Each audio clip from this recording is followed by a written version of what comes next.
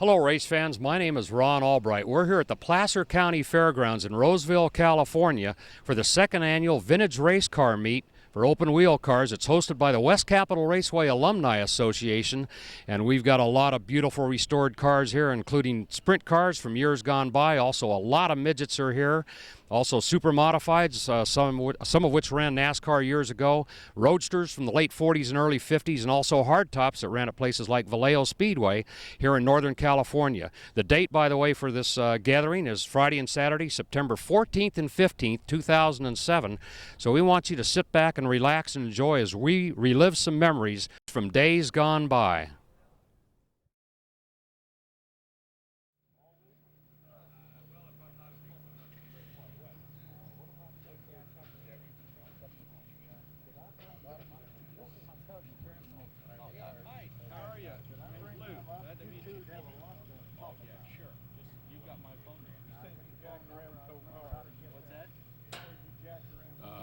I want to welcome you here to the Placer County Fairgrounds, All-American Speedway. This is our second annual vintage race meet hosted by the West Capitol Raceway Alumni Association. And we're glad you could join us on Thursday for our movie party tonight. We're hoping to make this a tradition each and every year here on Thursday evenings. And we're going to show some local highlights. Our first flick that we're going to have here in a minute has a lot of that on there. And also some races. We got some NASCAR stuff from back east, but years ago. It's neat stuff. And a couple of Indy 500s if we can stick around long enough to watch that. So.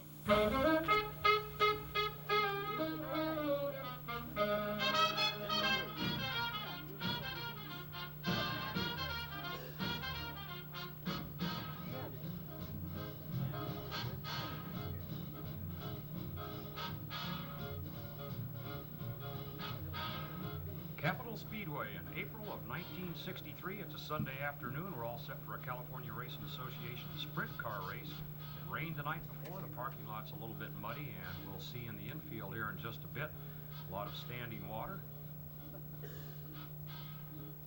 And here we are as they uncover the Morales Brothers Offenhauser Tamale Wagon right there at the bottom of the screen. We're getting all set for warm-ups for the CRA sprint car race.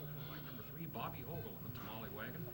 And we move up to 1965 for open competition on the Capitol Speedway half mile, the 6x6 Super Modified to be driven by Dick Frost. And cars coming off the front straightaway after wheel packing. And fueling up, getting ready to go for some more action. Take a quick look, and the driver will come around the right front there. It'll be a very young Jimmy Boyd. There he is. Bill Phelps now getting ready to go.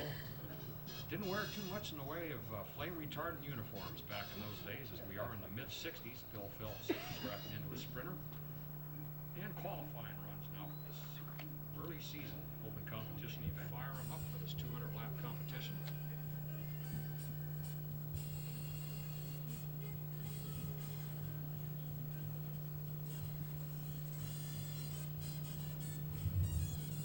There's San Jose's Marshall Sargent.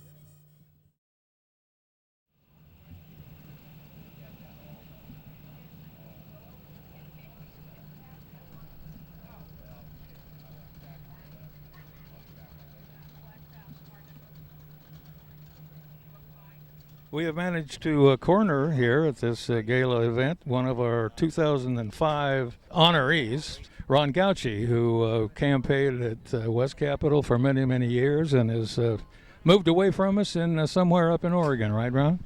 Yes, we moved up to Eugene, Oregon. Okay. What was the car? I know you were in the gas station business for years and started racing back when? I started racing in about 1958 up in Reno with the old hardtops. Okay, and you used to compete. Well, you've been down to Sacramento and West Capitol many times. Even back before it was West Capitol, did you race at Capitol Speedway under V.C. McGowan? Yes, several times we came down and run. We come down and run the half-mile race every year. And we come down once in a while and run the Saturday night shows. And I can't remember now your car. What was it? Well, in those days, I just had a 32 Ford three-window coupe.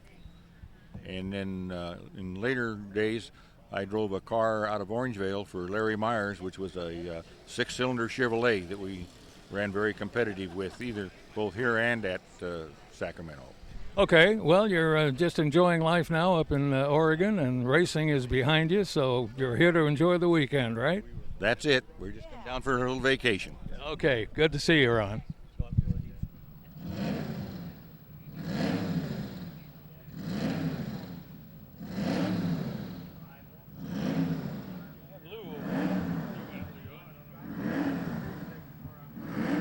Talking to Tom Otter, who is one of the premier racing writers, and we can see right here in front of a booth with all of his publications. But I want to talk to you particularly about one that's just coming out that is particularly Northern California, with a great emphasis on the Sacramento area. Not only great emphasis, Guy, the title is Sacramento Dirt Track Capital of the West. And it will cover the complete history of tracks such as West Capitol, Hughes Stadium, going back to 1930 when they raced speedway motorcycles, Class A, not Class A, but speedway. Yeah, they were Class A. No brakes.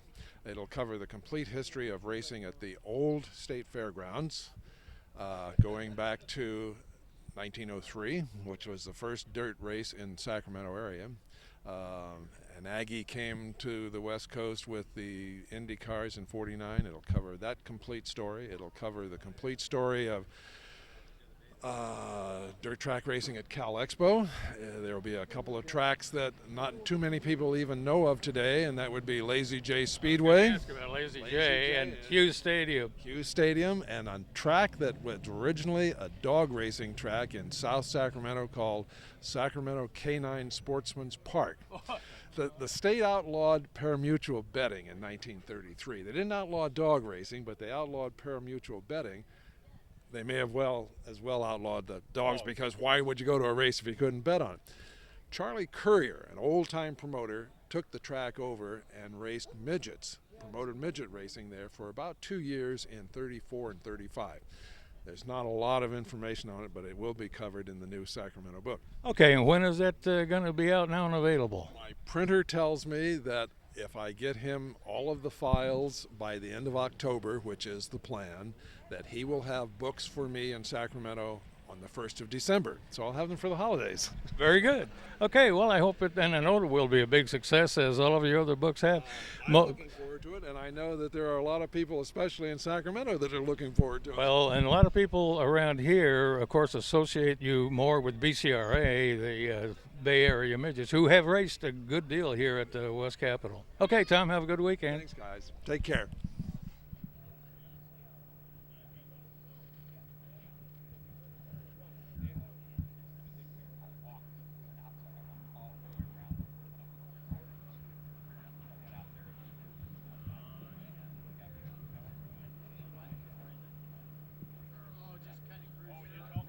Before it ever gets out in the yard, you know, they sit and then nobody caught you.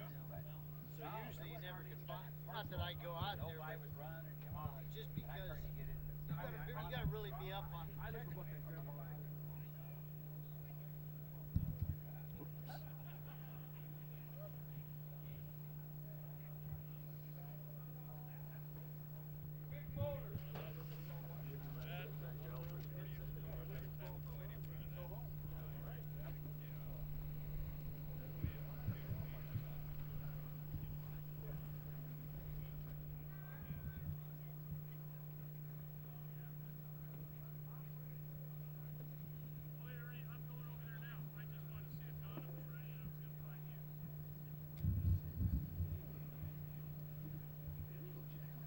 We're talking to Jim Perry, the owner of Car Driven by Al Pombo for many, many years. How often has this competed at West Capitol? Quite a bit, I think. Oh yeah, this car is probably, numerous times, especially during the off season from the Kearney Bowl, San Jose tracks. They come up here for open competition. Well, I know, and I think Al has won a few of our Gold Cups, if I'm not mistaken. Oh yes, he's done that. All right, is the car still competing anywhere at all? No, this is just an exhibition car now. Okay, well, that's pretty much what most of them are here. It's still in beautiful shape, and it has won how many championships, would you say? Oh my gosh, it's countless. I don't have a number, but it's been you know. Okay, mostly in the Bay Area, San Jose, around in that area? Well, Clovis, Fresno, San Jose, those 3 tracks were his main tracks. Okay, but primarily a California car and a California racer.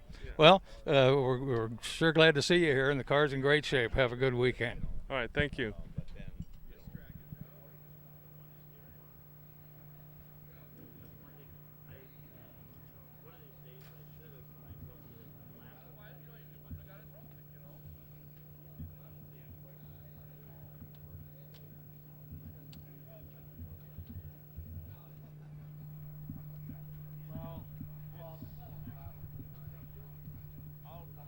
Here we're talking to John Maynard. This beautiful number 7 sprint car, which I'm sure has been other numbers and other colors through its career.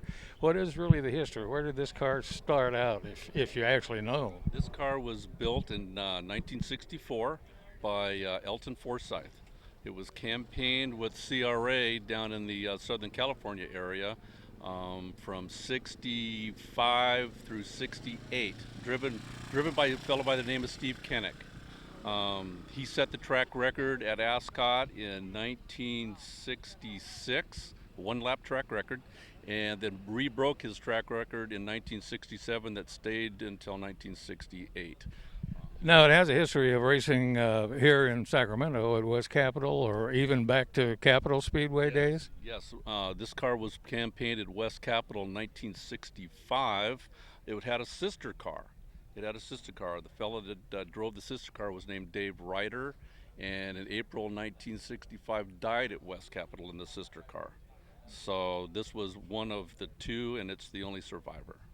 And also a lot of races turned in Calistoga with this as a number 7? It was raced by Lem Tolliver from 1970. I think Tolliver owned it from 70 to 73, and he had several Calistoga main event wins in that time period. Tolliver won the championship for NARC as a car, not as a driver, in 1971. It placed second in points in 1970 and in 72. And then I think it was 5th in 73, something like that. Well, it's quite a history of this car, and it's beautiful, and we're sure glad you brought it on for this weekend, and hope you have a good time. Thank you very much. I hope to.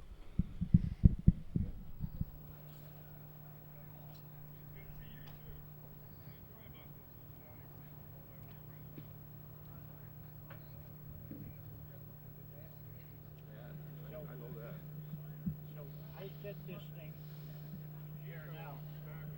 Only this thing here. It was about 10 degrees. Yeah. I had no idea where you had it before because we didn't have the car.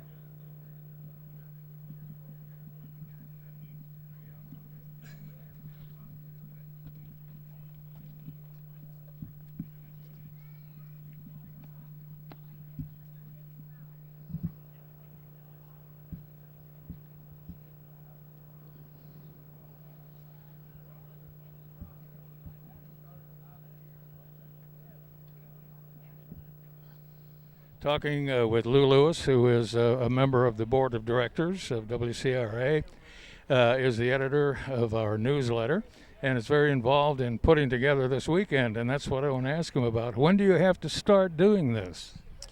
Well, Guy, this thing's going to be over about 9 o'clock tomorrow evening on Saturday, and we'll probably start planning for next year about, I'd say about 9:30 tomorrow in the evening. And about how many people are actually involved in putting this thing on today? Well, approximately, probably around 30, I would say, something like that. We have extra helpers come in, just friends and people that just enjoy vintage racing. And they're giving us a good hand over here. They're selling T-shirts for us and doing programs and things like that. The board of directors is primarily responsible for the content, what you're going to see here today, and do the primary amount of planning. But we do get a lot of good help from just friends and neighbors. How many? What do you expect to the total number of cars today? We're hoping to top 100. I haven't got the final count yet, but we're hoping to top 100. And we've got static cars coming in for tomorrow, and we'll probably pick up a few track cars for tomorrow also.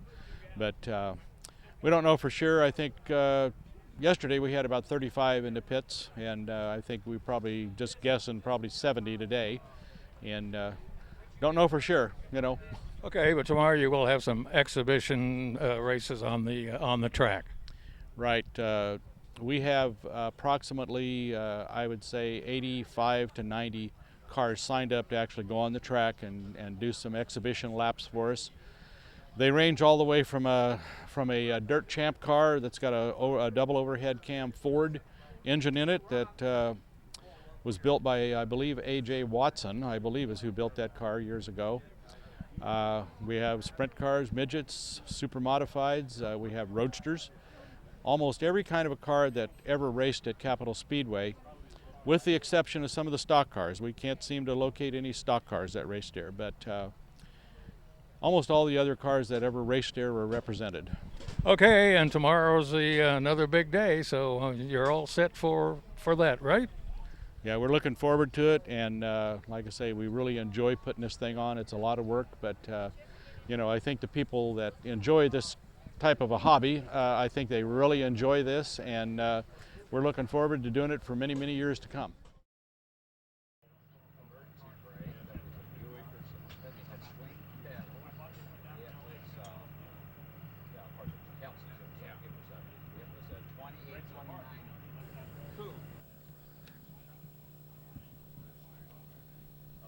We're visiting here at the West Capitol Raceway Vintage Car Meet here September of 2007 with Mr. Bob Machen from Alameda, California. He's a 1956 BCRA midget champion, ran for a lot of years. And Bob, how you doing these days? It's good to see you. Still alive.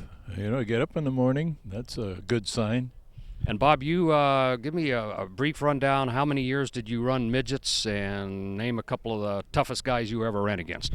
Oh, there's a whole flock of them. It depends on which track.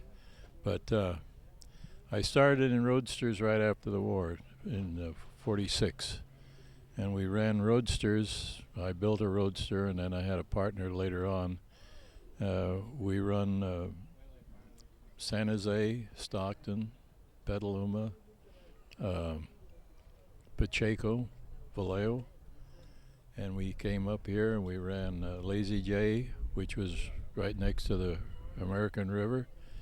And the biggest race of the week was, at that time we were running 8 races a week, twice on Sunday. Sunday an afternoon race at Lazy J. Sunday night was at Modesto. And the biggest race was trying to get from Lazy J to Modesto in time to qualify with the tomato trucks on a 2-lane highway. Bob, also in those days, a number of drivers came out of roadsters, midgets, and big cars that went to Indianapolis or the 100-miler at Sacramento. Did you ever have any aspirations of doing that, or were you pretty content with how your career went? Well, I wasn't driving really for money. I was driving because I enjoyed it. However, I ran. You asked me earlier about some of the guys that I drove against. Was Bob Veith, Ed Lesion, Swikard, Foyt. The last night I ran Gardena, I ran against Foyt. Naturally, he was a little bit ahead of me. He was driving for the Okie, which was Jack London. He was a business agent of Bay Cities, and he had premium equipment. Another guy from Bay Cities that really was a #1 mechanic is the guy that made Foyt was George Bignotti. And I drove one time for him at Oakland the last time they ran a 100-mile on the 5/8 or 100 lap on the 5/8 was below the line. They wouldn't let us go up on the wall. And Vic Catelli, who had bought one of George's cars, called me. He says, I got to go to a wedding tomorrow, so I'm sending the car over with George. I said, George who? He says, Bignotti. I says, hey, he's taking care of Supertex. He says, no, he's out here signing papers. He and the old lady are splitting. And so when I met George at the pit gate, he says, how's the car going? I said, we'd do Vic a favor if we left it on the trailer. And he says, why? And he says, it's tired. Vic's a hell of a nice guy, but he's not much of a mechanic. So we got it inside and unloaded it and lit it off, and he says, hey, it does need some attention. He says, "Go get a couple of cups of coffee." And got 2 cups of coffee and got back to George. He says, "What'd you do, watch a tree grow?" And I says, "Darn near." But he had the carburetors apart, the mag off of it, the rear end gears and everything, and we got it all back together and we lit it off. And if I had been blindfolded, I'd have bet my life I wasn't sitting in the same car, because I mean, it was really alive. And he says, "How are you going to drive it?" I says, "I'm going to find a big hole and hope that it makes it." He says, "That's the only way it's going to do it." And I ended up winning it. 5 guys that were ahead of me all dropped out. They blew tires because it was hard being down on the flat, and you're running pretty good. If you drove it into the corners real hard while you're peeling the rubber off. Well, Bob, we want to thank you for sharing your memories of racing. And once again, ladies and gentlemen, Bob Machen, Alameda, California, the 1956 BCRA Midget Champion.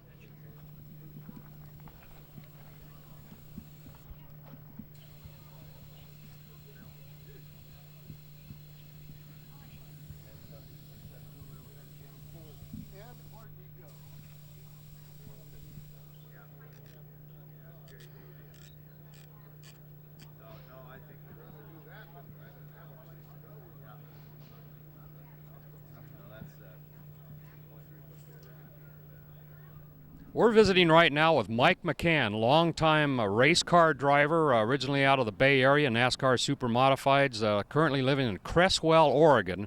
And we're standing by a new Super Modified now. And Mike, tell us all about this car. It looks beautiful. Well, this car here is a replica, and it's built by John Backover out of the Bay Area in Pinole. And it's a replica car that he had back in the 1960s, 64 area. And he wanted to kind of rebuild a car and relive his dream. And when you say a replica, the Circle 21 and all that, is that perhaps a car looking just like you ran years ago? Yeah, I started in 67, and he was started a little bit earlier than I did. He worked for Nelson Kinney building chassis. So when he was racing, he had Rick Henderson driving for him, and with an offset the way it is. And that's one reason why he built it like this. And also, Mike, when you say offset, I notice drivers over on the right side, but you make left turns on an oval. What's the theory? Because I'm not smart enough to figure this out. Well, back in the early days, since it's a buggy spring all the way around, there was always somebody trying to get an advantage. So obviously with left side weight, that was the whole theory. It wasn't quite as big an offset as the 21 inches we run in Super Modified nowadays, but at that time, people thought it was a little bit of an advantage. Whether it was or not, there wasn't that many of them, so who knows. Well, now I see, looking at the car we just walked up a minute ago, Mike, the engine's over on the left where most of the weight is, so that's what the theory was, and the drive line's going right by on the left side of the seat. Yeah, well, that's your basic offset. You know, even when we talk about roadsters nowadays, even though the motors are outside, this is just probably the early years, like the old Indy cars they had, you know, they were offset also. And Mike, also in the background, Dean will get some footage of it. There's, I guess I'm going to call it an old Vallejo Speedway or Petaluma hardtop. Give us a little bit of background on that car.